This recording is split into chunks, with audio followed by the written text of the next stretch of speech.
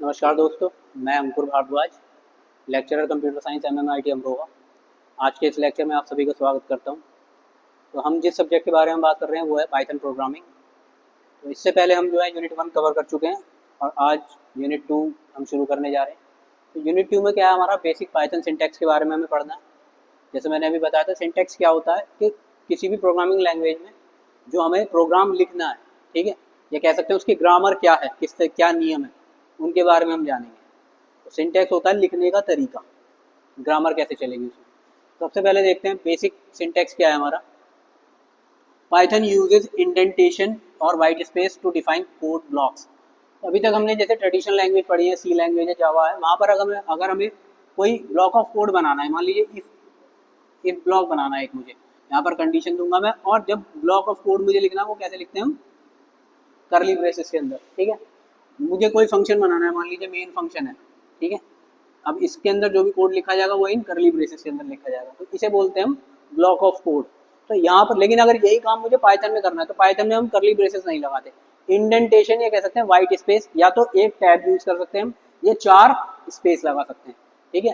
तो इसे इंडेंटेशन बोलते हैं। तो मान लीजिए मुझे पाइथन में लिखना है इफ, ठीक है। इफ यहाँ पर मैं कंडीशन दूंगा और यहाँ पर सेमीकोलन लगते हैं, ये ध्यान रखना, ये रूल है पाइथन का, सेमीकोलन लगाया जाता है। और अब एक टैब दूंगा, यहाँ पे एक टैब दिया है, मतलब 4 स्पेस आएंगे, यहाँ से शुरू करूंगा मैं, जो भी मुझे लिखना है यहाँ से लिखना शुरू करूंगा हर बार जो है, इस तरीके से। तो ये माना जाएगा कि जितना भी कोड है वो इफ ब्लॉक के अंदर है। मान लीजिए मुझे लूप लगाना, वाइल वाइल लूप लगाना है, ठीक है। यहाँ पर मैं कंडीशन दूंगा सेमीकोलन, वो सॉरी कॉलन, और जो है अब एक ऐसी एक टैब दूंगा और फिर यहाँ से कोड लिखना शुरू कर दूंगा। तो ये माना जाएगा कि जितना भी कोड है वो वाइल के अंदर। इस तरीके से जो है कोड ऑफ ब्लॉक जो है डिफाइन किया जाता है। ब्लॉक्स जो है इस तरीके से बनते हैं पाइथन में। इसमें करली ब्रेसेस नहीं यूज किया जाते, इंडेंटेशन यूज करते हैं। नो नीड फॉर सेमीकोलन, यहाँ पर जो है लाइन टर्मिनेशन के लिए सेमीकोलन नहीं यूज किया जाता, ऑप्शनल है, करना चाहो कर लो, नहीं करना चाहते नहीं करना। और करली ब्रेसेस जैसा भी बताया नहीं यूज करने हमें ब्लॉक डिफाइन करने के लिए। ये कैसी है, केस सेंसिटिव लैंग्वेज है, जैसे सी लैंग्वेज है हमारी, जावा लैंग्वेज है, ये भी ऐसी केस सेंसिटिव है। जो आपका अपर केस है और लोअर केस है अलग अलग ट्रीट होगा, ठीक है, दोनों का मतलब अलग अलग होगा।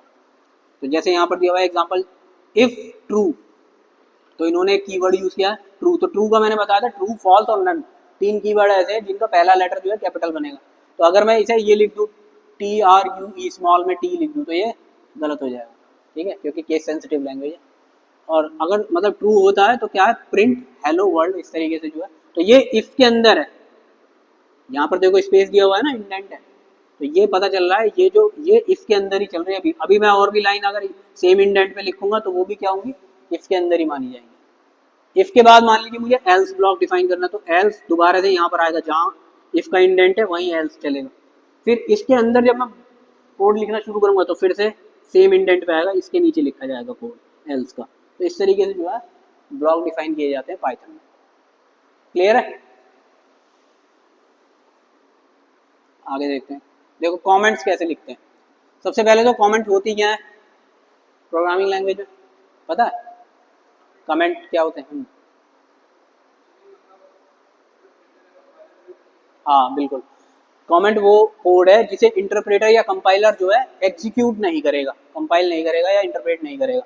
ये बेसिकली हम किस लिए यूज करते हैं, अगर हमें यूजर को या प्रोग्रामर को ये बताना है कि पर्टिकुलर कोड क्या काम कर रहा है, उसके बारे में जानकारी देनी है, डॉक्यूमेंटेशन के लिए यूज किया जाता। तो कमेंट को जो है, जो हमारा कंपाइलर है या इंटरप्रेटर है, उसे एग्जीक्यूट नहीं करता, वो एग्जीक्यूटेबल कोड नहीं होता। तो दो तरीके के कमेंट है यहाँ पर, एक सिंगल लाइन कमेंट है और एक मल्टी लाइन कमेंट है। तो सिंगल लाइन कमेंट तो ये पूछा भी ज्यादा पाया, वाइवा में भी पूछ लिया जाता है, और आ भी ज्यादा क्वेश्चन की कमेंट किस तरीके डिफाइन किया जाता है। तो जो सिंगल लाइन कमेंट है वो हम करते हैं हैश सिंबल के साथ। तो जहाँ भी हम हैश लगा देंगे वो सिंगल लाइन कमेंट हो जाएगा, एक लाइन। और अगर मल्टी लाइन मतलब एक से ज्यादा लाइन में कमेंट जा रहा है हमारा, तो हम क्या कर सकते हैं, या तो ट्रिपल कोड यूज करेंगे, तो या तो सिंगल ट्रिपल कोड लगा देंगे या डबल ट्रिपल कोड लगा देंगे, ठीक है। डबल कोड जो होते हैं वो 3 बार लिख देंगे। जैसे अगर सिंगल लाइन कमेंट है, देखो ये सिंगल एक ही लाइन में लिखा हुआ है, तो अगर इसके सामने हमने हैश लगा दिया, हैश लाइन, तो ये क्या बन जाएगा, एक कमेंट। अब ये जो है 2 लाइनों में जा रहा है, ये वाला जो कमेंट है हमारा 2 लाइन में जा रहा है, तो इसके लिए हम क्या करेंगे, या तो 3 बार सिंगल कोट लगा देंगे या 3 बार डबल कोट, इस तरीके से लिखा जाए, this is a multi line comment. तो इस तरीके से लिखे जाते हैं सिंगल लाइन कमेंट या मल्टी लाइन कमेंट। ये कोड जो है जब हम प्रोग्राम को इंटरप्रेट करेंगे, रन करेंगे, तो जो है एग्जीक्यूट नहीं होगा, इसे नहीं देखेंगे। क्लियर है? जैसे आपको सी लैंग्वेज में कैसे लिखे जाते थे, सी में ऐसे लिखा जाता था, ये लगा देते ना, या अगर ये तो हो गया सिंगल लाइन कमेंट, और अगर मल्टी लाइन कमेंट बनाना था तो ऐसे लिखते थे, ये यहाँ पे कमेंट चलेगा फिर ऐसे इस तरीके। ठीक है, चलिए आगे देखते हैं। कमेंट हो गया। स्ट्रिंग वैल्यूज, स्ट्रिंग कैसे डिफाइन करते हैं हम जावा में, सॉरी पाइथन में। Strings are enclosed in single quote और डबल कोट। ठीक है, तो जो भी हम कोड या जो भी वेरिएबल सॉरी वैल्यू हम सिंगल कोट या डबल कोट के अंदर देंगे वो स्ट्रिंग कंसीडर की जाएगी यहाँ पर। Python supports multiline string. ठीक है, मल्टीलाइन स्ट्रिंग भी हम यहाँ लिख सकते हैं ट्रिपल कोट के अंदर। तो जैसे एक वेरिएबल लिया हमने नेम और इसके अंदर एक स्ट्रिंग डाल दिया एलिस, क्योंकि हम इसे स्ट्रिंग बना रहे हैं तो क्या करेंगे, डबल कोट के अंदर लिखेंगे, या सिंगल कोट के अंदर भी लिख सकते हैं, ऐसे भी लिख सकते हैं एलिस, दोनों को ही स्ट्रिंग कंसीडर किया जाए। तो सिंगल कोट में लिख दीजिए चाहे डबल कोट में लिख दीजिए। मल्टीलाइन अगर लिखना तो इस तरीके से लिख सकते हैं। मल्टीलाइन, ये हमने एक वेरिएबल लिया, इस वेरिएबल के अंदर हम एक वैल्यू डाल रहे हैं, दिस इज है, क्योंकि लाइन हमने चेंज कर दी मल्टीलाइन स्ट्रिंग, तो ट्रिपल कोट के अंदर लिख सकते हैं इस तरीके से। ठीक है, तो इस तरीके से जो हम स्ट्रिंग डिफाइन कर सकते हैं पाइथन में। आगे स्ट्रिंग के कुछ मेथड भी हैं यहाँ पर जो हम यूज कर सकते हैं स्ट्रिंग के साथ। जैसे कॉमन मेथड क्या क्या है, एस डॉट लोअर, एस जो है एक स्ट्रिंग वेरिएबल है, तो लोअर जो है एक मेथड है, S dot upper, S dot strip, replace, find, split. तो ये कुछ मेथड है स्ट्रिंग के जो हम यूज कर सकते हैं। तो जैसे एक स्ट्रिंग ली हमने हेलो, यहाँ पर स्ट्रिंग का नाम ही लिख दिया सीधा, हेलो डॉट अपर। अभी देखो हेलो किस में लिख रहा है, लोअर केस में लिखा हुआ है, तो अपर मेथड लगा दिया। अपर मेथड क्या करेगा, सबको अपर केस में कन्वर्ट कर देगा, तो अब जो आउटपुट आएगा वो क्या आएगा, कैपिटल में हेलो लिखा हुआ है। ऐसे ही यहाँ पर हाई एक स्ट्रिंग लिया हमने और डॉट स्ट्रिप कर दिया है, तो ये क्या करेगा, एक तरीके से डबल कोट को सिंगल कोट में कन्वर्ट कर रहा है, जैसे आउटपुट जो है सिंगल कोट में आ जाएगा, इस तरीके से चलेगा। तो ये जो है कुछ मेथड है। जैसे लोअर अगर अपर में लिखा है तो लोअर में कन्वर्ट कर सकते हैं, रिप्लेस कर सकते हैं, फाइंड कर सकते हैं, कुछ अगर फाइंड करना तो स्प्लिट कर सकते हैं, एक स्ट्रिंग दी है उसे दो स्ट्रिंग में हम कन्वर्ट कर सकते हैं। तो ये कुछ मेथड है हमारे स्ट्रिंग के जो हम अप्लाई कर सकते हैं पाइथन में। आगे एक स्ट्रिंग में मेथड यूज किया था फॉर्मेट मेथड। ठीक है, इसे भी देख लेते हैं, पाइथन में काफी पॉपुलर मेथड है, use to format strings with placeholders. तो यहाँ पर जो है ये करली ब्रेसेस हम यहाँ पर यूज करते हैं इस तरीके से, पोजीशन बताने के लिए आर्ग्यूमेंट की। तो देखते हैं कैसे यूज करते हैं इसे। जैसे हमने एक मान लीजिए एक वेरिएबल लिया नेम, उसके अंदर एक स्ट्रिंग डाल दी हमने एलिस। ठीक है, आगे देखते हैं। एक वेरिएबल लिया हमने एज, तो ये तो कैसा वेरिएबल हो गया बताओ, ये वेरिएबल किस टाइप का हो गया, स्ट्रिंग टाइप का, क्योंकि इसमें स्ट्रिंग वैल्यू डाली। एज इसमें डाल दी हमने एक वैल्यू 25, तो ये किस टाइप का वेरिएबल हो गया हमारा, इंटीजर, अपने आप ले लेता है, क्योंकि पाइथन में हमें डिफाइन करने की जरूरत नहीं है कि इंट एज या स्ट्रिंग नेम इस तरीके से लिखने की जरूरत नहीं। अब मुझे एक मैसेज प्रिंट करना है, प्रिंट फंक्शन यूज कर रहे हैं। माई नेम इज, देखो पहला प्लेस होल्डर हमने लगाया, एंड आई एम दूसरा place holder, years old, dot format method लगाया, डॉट फॉर्मेट, और इसके अंदर दो आर्ग्यूमेंट पास करा दिए, एक तो नेम वेरिएबल और एक एज वेरिएबल। तो देखो ये क्या करता है, अगर यहाँ पर दो तरीके हैं, या तो हम आर्ग्यूमेंट की पोजीशन दे दें, मान लो मैं इसके अंदर 0 लिख देता और इसके अंदर 1 लिख देता, ठीक है, या तो आर्ग्यूमेंट की पोजीशन दे दें। तो यहाँ पर जब हम आर्ग्यूमेंट देंगे तो ये ऐसे स्टार्ट होता है, पहले की पोजीशन 0 1, अगर एक और आर्ग्यूमेंट होता आगे 2, इस तरीके से चलेगा।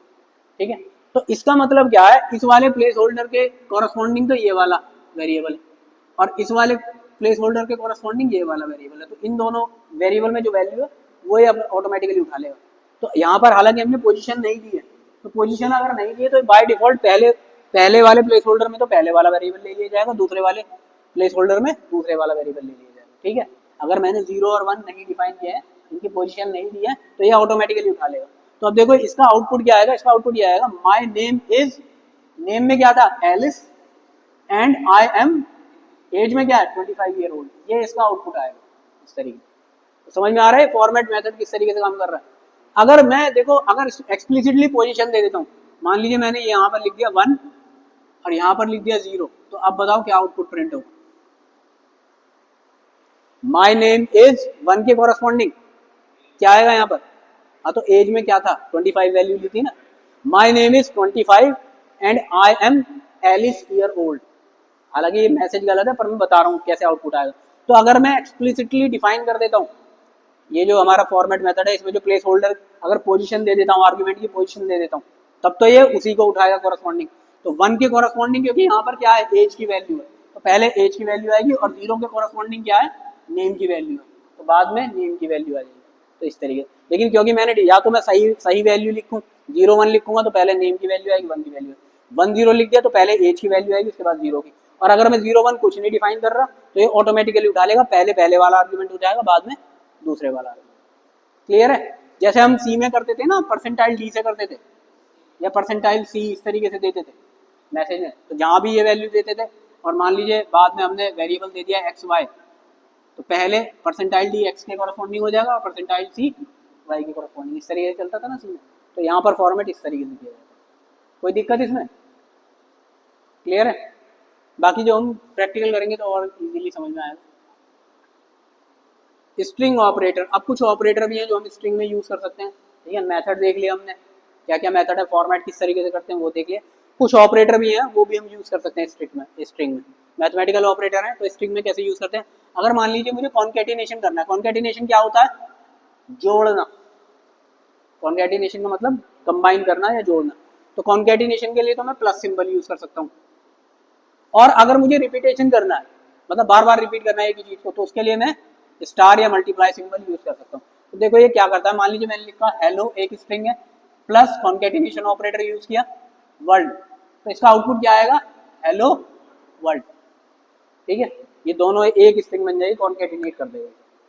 तो अगर हम स्ट्रिंग के साथ प्लस, अगर हम इसे इंटीजर के साथ यूज करते हैं तो क्या करता है, फिर तो सम कर देता है, ठीक है, सिंपल। लेकिन अगर हम इसे स्ट्रिंग के साथ यूज करते हैं तो प्लस ऑपरेटर स्ट्रिंग के साथ क्या करता है, कॉन्केटिनेशन करता है या कंबाइन कर देता है दोनों स्ट्रिंग को। और अगर मल्टीप्लाई सिंबल यूज करते हैं, जैसे यहाँ पर दिया हाई एक स्ट्रिंग है, इनटू कर दिया मैंने 3, तो ये करेगा रिपीटेशन उतनी बार, तो हाई हाई हाई 3 बार आ गया, तो इस तरीके से होता है, ठीक है। तो आई थिंक समझ में आ गया होगा क्या डिफरेंस है। अगर प्लस करेंगे तो 2 स्ट्रिंग को जोड़ने का काम करेगा, और अगर मल्टीप्लाई सिंबल यूज करेंगे तो जितनी बार हमने मल्टीप्लाई किया है उतनी बार वो स्ट्रिंग रिपीट होती चली जाएगी। In not in for membership testing, ये अलग चीज़ आगे पढ़ेंगे। इन और नॉट इन 2 मेंबरशिप ऑपरेटर होते हैं, वो आगे देखेंगे। क्लियर है, दोनों इजी है।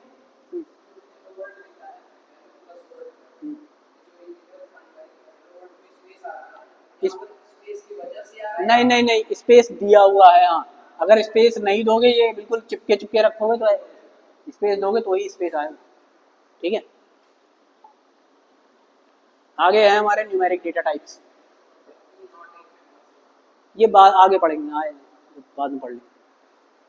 न्यूमेरिक डेटा टाइप्स हैं, तो हमारे 3 टाइप के यहाँ पर न्यूमेरिक डेटा टाइप्स हैं। कौन कौन से, एक तो इंटीजर है हमारा, ठीक है, फ्लोट है। देखो एक तो मैंने बताया था कि डिफाइन करने की जरूरत, अगर आप एक्सप्लिसिटली नहीं डिफाइन कर रहे हो तो जो वेरिएबल में वैल्यू दोगे उसी के अकॉर्डिंग जो है आपका वेरिएबल मान लिया जाता है। इंटीजर वैल्यू दोगे तो इंटीजर वेरिएबल बन जाता है, और स्ट्रिंग वैल्यू दोगे स्ट्रिंग वेरिएबल बन जाएगा, फ्लोट वैल्यू दोगे फ्लोट।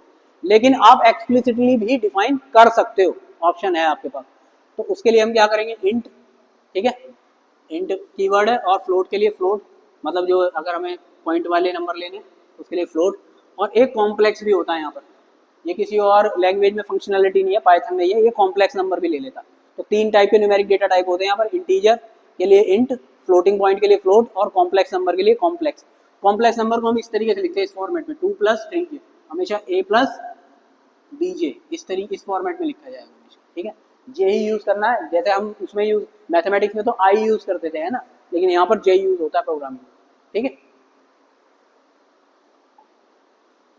कन्वर्जन फंक्शन, कुछ कन्वर्जन फंक्शन भी हमारे, अगर हमें एक टाइप के डेटा टाइप को दूसरे टाइप में कन्वर्ट करना है तो वो भी हम कर सकते हैं। तो जैसे मान लीजिए एक स्ट्रिंग है, देखो मैंने जहाँ भी बताया था कि अगर हम सिंगल कोट या डबल कोट लगा देते हैं तो वो क्या बन जाता है हमारा, स्ट्रिंग। तो यहाँ पर मैंने इंट में कन्वर्ट कर रहा हूँ, ठीक है। इंट एक फंक्शन है जो इंट में कन्वर्ट करता है डेटा को, तो ये मैंने लगाया, तो इसके अंदर मैं जो भी वैल्यू दूंगा वो इंट में कन्वर्ट हो जाएगी। तो मैंने 10 दिया है, हालांकि 10 इंटीजर है, लेकिन मैंने क्योंकि ये डबल कोट के अंदर लिया हुआ है तो ये क्या है, यहाँ पर स्ट्रिंग है। अब मैं इसे किस में कन्वर्ट कर रहा हूँ, इंटीजर में, तो अब ये इंटीजर बनेगा। यहाँ पर जब मैंने इसे दिया है एज ए इनपुट, यहाँ पर ये इंटीजर नहीं है, ये स्ट्रिंग है, क्योंकि डबल कोट के अंदर लिया हुआ है।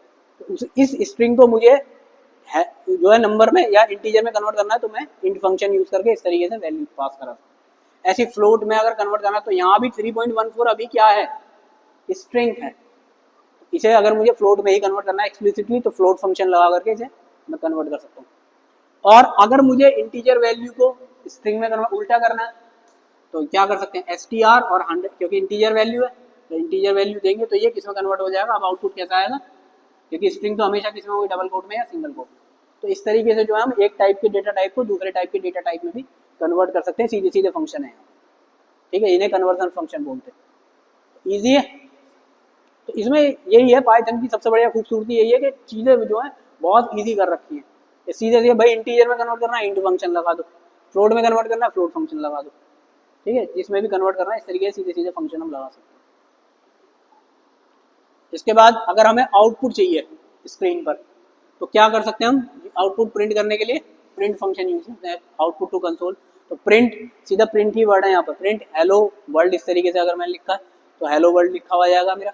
प्रिंट नेम, अब अगर मुझे वेरिएबल के कॉरस्पॉन्डिंग प्रिंट कराना, जैसे सी लैंग्वेज में कराते थे, वहाँ पे ऐसे कराते थे ना, प्रिंट एफ %d x, है ना, और x की वैल्यू मान लीजिए मैंने 5 ली हुई है, तो क्या प्रिंट हो जाएगा इसके कॉरस्पॉन्डिंग 5, सिंपल है। ऐसे यहाँ पर है, अगर मुझे, तो यहाँ अगर मुझे वेरिएबल के कॉरस्पॉन्डिंग करानी है, तो नेम और जो भी इस नेम में वैल्यू होगी वो प्रिंट हो जाएगी। तो इस तरीके से कर सकते हैं, ठीक है। आगे ये तो हो गया आउटपुट। अगर इनपुट लेना है, जैसे स्कैन एफ फंक्शन होता है, सी में इनपुट लेने के लिए क्या होता था, स्कैन एफ, यहाँ पर सिंपल क्या है, इनपुट फंक्शन ही नाम दिया हुआ है। तो अगर मुझे इनपुट लेना है, use input to get user input always returns a string, और ये जो है हमेशा जो इनपुट फंक्शन जो है स्ट्रिंग ही ले, मतलब स्ट्रिंग में कन्वर्ट करके देता है, तो उसे हम एक्सप्लिसिटली इंटीजर फ्लोट जिसमें कन्वर्ट करना चाहें कर सकते हैं। नेम इक्वल टू, तो ऐसे एक वेरिएबल लिया मैंने नेम, इस नेम में मुझे इनपुट चाहिए यूजर से, एंटर योर नेम, तो ये तो मैंने मैसेज दे दिया। इसके बाद में तो स्क्रीन पे ऐसे लिखा हुआ आएगा एंटर योर नेम, ठीक है, स्क्रीन पे आउटपुट स्क्रीन पे आएगा नेम। इसके बाद में जो भी नाम दूंगा, मान लीजिए मैंने लिखा अंकुर, ठीक है, जैसे ये नाम दूंगा वो प्रिंट हो गया। अगर मुझे वो प्रिंट, ये इनपुट में चला जाएगा, नेम वेरिएबल के अंदर चला जाएगा अभी फिलहाल तो। और अगर मुझे फिर प्रिंट कराना, तो प्रिंट नेम अगर मैं करूँगा तो अंकुर जो है आउटपुट स्क्रीन पे प्रिंट हो जाएगा। तो इस तरीके से जो है हम इनपुट ले सकते हैं, जैसे स्कैनर फंक्शन के थ्रू करते थे, वैसे ही यहाँ इनपुट फंक्शन के थ्रू कर सकते हैं। नेक्स्ट क्या है हमारा, यहाँ पर भी देखो परसेंटाइल मेथड भी यूज होता है, जो सी में ट्रेडिशनल मेथड है, वो मेथड भी हम यहाँ पर यूज कर सकते हैं अगर चाहें तो। Old string formatting, older way to format string like C style, जैसे सी में होता था। तो मान लीजिए एक हमने वेरिएबल लिया नेम, उसके अंदर एक स्ट्रिंग डाल दिया हमने एलिस, आगे देखते हुए, और ऐसी एज में एज ले लिया एक वेरिएबल, उसमें वैल्यू डाल दी, तो प्रिंट माय नेम इज, अभी तो मैंने अभी जो पहले बताया था फॉर्मेट मेथड बताया था, तो वहाँ तो प्लेस होल्डर की हेल्प से किया था, या तो ये कर सकते हैं, ठीक है। या अगर सी के स्टाइल में करना है मुझे फॉर्मेट स्पेसिफायर के थ्रू, तो इस तरीके से कर सकते हैं। तो my name is percentile S and I M percentile year old, तो परसेंटाइल एस के कॉरस्पॉन्डिंग तो क्या आएगी, एक स्ट्रिंग आएगी।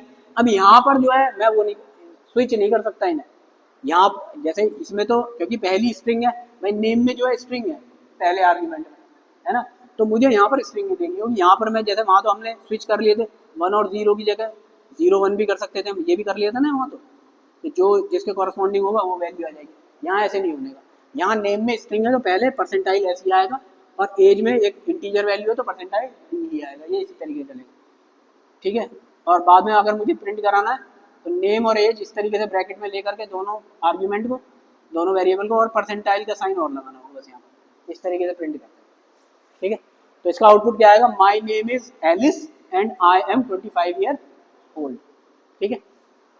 फॉर्मेट स्पेसिफायर कौन कौन से, 3 है। परसेंटाइल एस तो हो गया स्ट्रिंग के लिए, परसेंटाइल डी हो गया हमारा इंटीजर के लिए, और परसेंटाइल एफ हो गया फ्लोट के लिए। तो ये जो है ट्रेडिशनल मेथड है हमारा स्ट्रिंग के लिए। एक हमारा प्रिंट फंक्शन अभी पढ़ भी लिया, वैसे तो हमने दोबारा आ गया है। ये क्या है, बिल्ट इन फंक्शन है,